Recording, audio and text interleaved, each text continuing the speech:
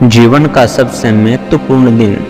निशा सुहाग की सेज पर बैठी नवविवाहिता पत्नी अपने बचपन से सुहाग सेज तक की जीवन यात्रा के सुंदर सपनों की कल्पना की वास्तविकता को प्रत्यक्ष देखने के लिए आतुर विचारों में खोई।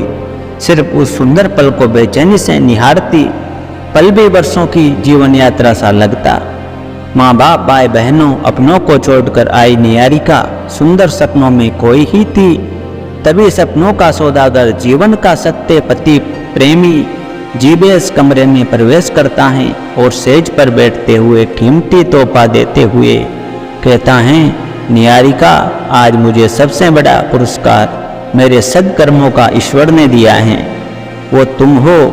जी चाहता है तुम्हें ही निहारता रहूं। इतना कहते हुए घूंघट में छिपे निहारिका के चेहरे से घूंघट हटाता है और स्तब्ध रह जाता है।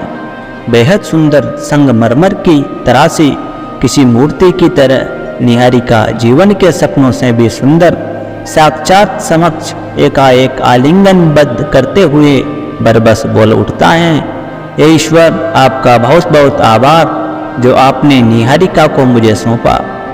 निहारिका और जीवेश पूरी रात ढेर सारी बातें करते हैं, भविष्य की सुंदर योजनाएं बनाते हैं। कब सुबह हो गई पता ही नहीं चला।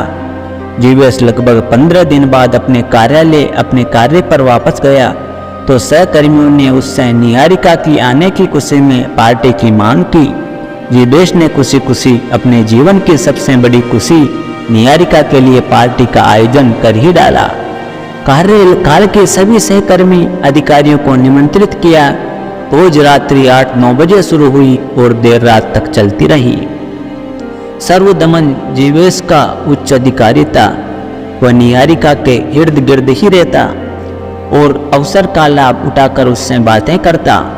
सर्वदमन ने निहारिका से कहा, निहारिका, तुम्हारा विवाह मैंने जीवेश से इसलिए नहीं कराया कि तुम मुझे याद ही न रखो, बल्कि मैंने इसलिए कराया कि हमारी तुम्हारी मुलाकात और संबंध निर्वाध चलते रहे, लेकिन तुम तो सब भूलकर धर्म पत्नी ही बन गई हो जीवेश की, जो मुझे बिल्कुल भी नहीं पसंद है। निहारिका ने कहा, यदि इतना ही मुझसे प्यार करते हो तो क्यों मुझसे विवाह करने से इनकार कर दिया।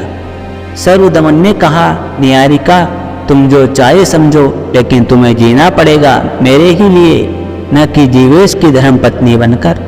निहारिका को बहुत अच्छी तरह मालूम था कि सर्वदमन क्रूर एवं स्वार्थी व्यक्ति हैं।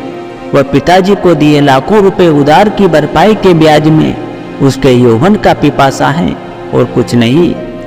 पार्टी समाप्त हुई, लेकिन निहारिका के लिए बहुत बड़ी समस्या के साथ। जीवेश इन सब बातों से बेखबर, सिर्फ निहारिका का सच्चा प्रेमी पति। इधर सर्वदमन ने जुगत लगाई। वह जीवेश को कार्यों से बाहर दौरे पर भेजने लगा और निहारिका को बुलाता। निहारिका के इनकार करने पर उसके पिता पर कर्ज वसूली के लिए तरह तरह के हथकंडे अपनाता। निहारिका कब तक दृढ़ता से अपने पति के प्यार में खड़ी रहती। वह पिता की मजबूरियों के सामने टूट गई और सर्वदमन की कठपुतली बन गई। सर्वदमन अक्सर जीवेश को बेवजह बहाना खोजकर कार्यालय कार्यों से हफ्तों के लिए बाहर भेजता और निहारिका को बुलाता।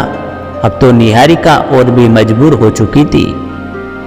जीवेश जब दौरे से लौटता, निहारिका के लिए तरह तरह के उपहार लाता, लेकिन वह निहारिका के अंतर्मन व्यथा को नहीं समझ पाता। निहारिका भी उसे कुछ नहीं बता पाती और घुटती रहती। निहारिका ने मन ही मन सर्वदमन को जीवन से हटाने का कठिन निर्णय ले लिया। जब भी पति जीवेश को सर्वदमन कार्यालय कार्यों से बाहर भेजता और उसे बुलाता, वह जाती और कुछ न कुछ सर्वदमन के लिए खाने ले जाती। सर्वदमन को बहुत अच्छी तरह मालूम था कि निहारिका पाक शास्त्र में बहुत ही निपुण है, अतः बिना कोई प्रश्न किए वह बड़े चाव से निहारिका के हर व्यंजन को खाता, प्रशंसा करता। यह क्रम लगभग 1 वर्ष तक चलता रहा। जीवेश लौट कर आता। एक दिन बाद ही किसी न किसी बहाने सर्वदमन उसे बेवजह के कार्यों के लिए बाहर का दौरा दे देता। जीवेश इस बार दौरे से लौट कर आया तो 15 दिनों तक बाहर नहीं गया। नहीं सर्वदमन का कोई फोन ही आया ऐसे ही पति को प्रसन्न देखकर पूछा, क्यों जी, अब दौरा खत्म हो गया क्या? जीवेश ने बताया कि सर्वदमन साहब की तबीयत बहुत खराब है और अस्पताल में भर्ती हैं। डॉक्टरों ने बहुत प्रयास किया पता लगाने की सर्वदमन को बीमारी क्या है, लेकिन किसी भी जांच में कोई भी तथ्य नहीं मिले जिससे बीमारी एवं कारण का पता लग सके। निहारिका ने कहा, तब तो तुम्हारे साहब को अस्पताल देखने चलना चाहिए, पता नहीं कब दुनिया छोड़ दे। जीवेश ने कहा, शुभ शुभ बोलो भाग्यवान। दोनों तैयार हुए और सर्वदमन को देखने अस्पताल चल पड़े। अस्पताल पहुंचते ही लगभग मरणासन सर्वदमन ने निहारिका से कहा, आओ निहारिका, देखो मेरे कर्मों का हिसाब भगवान ने कर दिया। साथ जीवेश को कुछ भी समझ में नहीं आया। वह बहुत भावुक होकर अपने अधिकारी सर्वदमन का चेहरा एकटक देखता रहा और ड्यूटी कर रही नर्स से अपने साहब के स्वास्थ्य की जानकारी लेने जो ही गया, सर्वदमन बोला, देख रही हो निहारिका, मेरे कर्मों का परिणाम डॉक्टर पता नहीं कर पा रहे हैं कि मुझे बीमारी क्या है। मैं किसी अनजाने विष के प्रभाव में तिल तिल कर मर रहा हूँ। इतना सुनते ही निहारिका जहरीली प्रतिशोध की आग में जलती नागिन की तरह बोली, सर्वदमन, तुम पुरुषों की बेहद कमजोरी है कि तुम लोग किसी की व्यवस्था लाचारी का भरपूर लाभ उठाने में शक्तिवान होने का दम्भ बरते हो। नारी को तो खिलौना ही समझते हो।